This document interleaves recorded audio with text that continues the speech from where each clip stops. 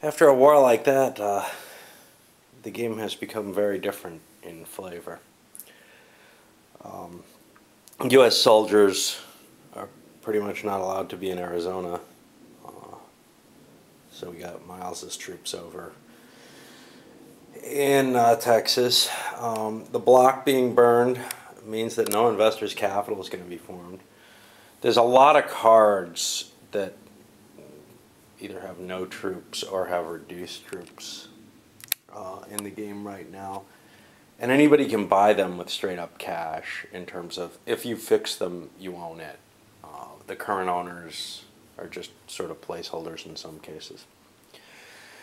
Terrazos has pretty strong control of the Chihuahua area and is going to be able to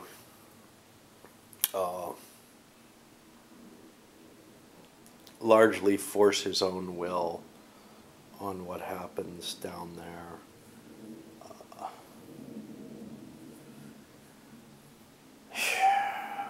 It's going to be hard because investments that are on the tracks require capitalization, and the money's not coming in on the turn, and you can't hold money because you'll get taxed if you hold money.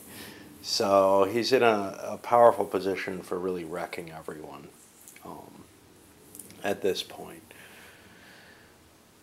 The only person who's outside of his reach is Judge Fall, who can kind of play normally, but he's going to have to pretty much wreck his estate in order to get his railway built, or else take out loans, but neither option is very good.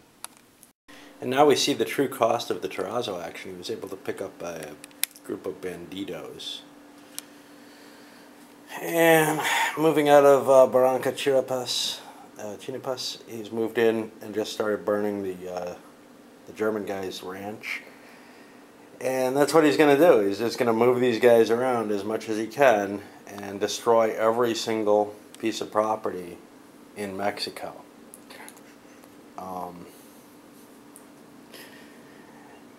There's no money to be had, but at least he can wreck everyone worse than he's wrecked. The only person who's safe from this at this point is Al Fall, who managed to build his railway and, you know, has his own little life there.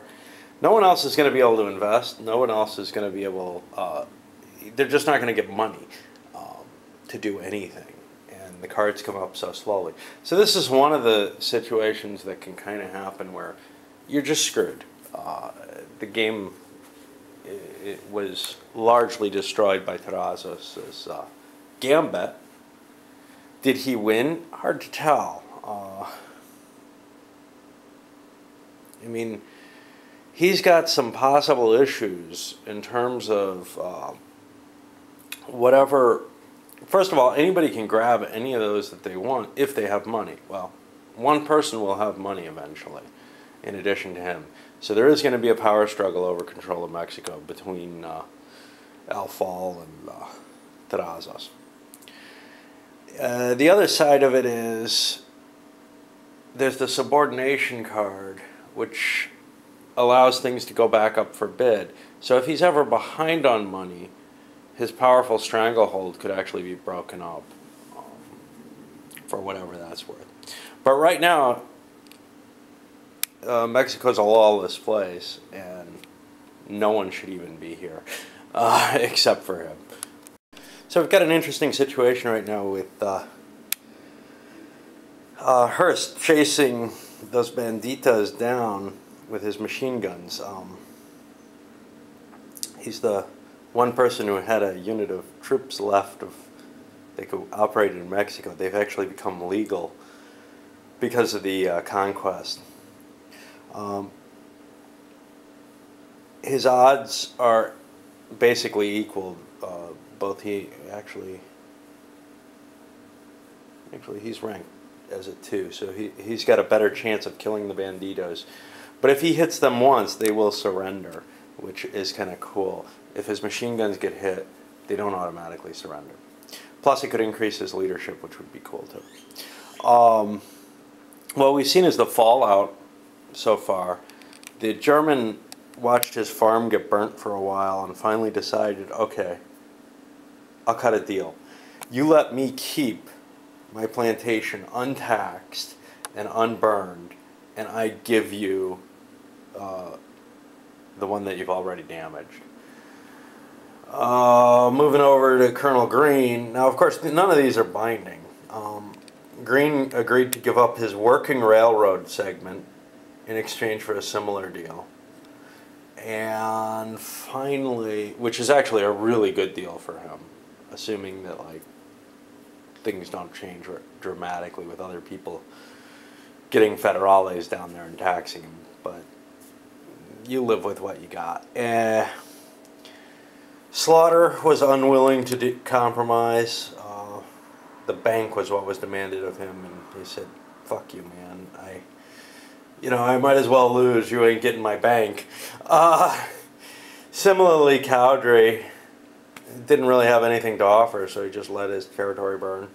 And now we're seeing an attempt against Shepard's territory, which is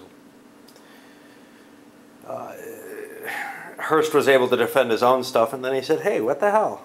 I'll just come out and attack. Okay, so the net effect of the 1899 fall turn is that Cowdrey and Shepard both left the game. Cowdrey is sitting on $3 in his New York bank. So he has cash in case the game ends. He'll play somewhere. Slaughter's almost there. He's hiding out in Tucson right now. He's got some vague hope that the bank might do him some good, but really he doesn't feel like he has any real existence. Green is kind of wishing he had left the game because maybe those other guys are playing something more fun. His situation is not pretty, but he may leave, but he wishes he hadn't given up the railroad. Of course, it would have gone up for bidding, but nobody would have. Well, yeah, working railroad's probably worth $1 for somebody. And in a similar sense,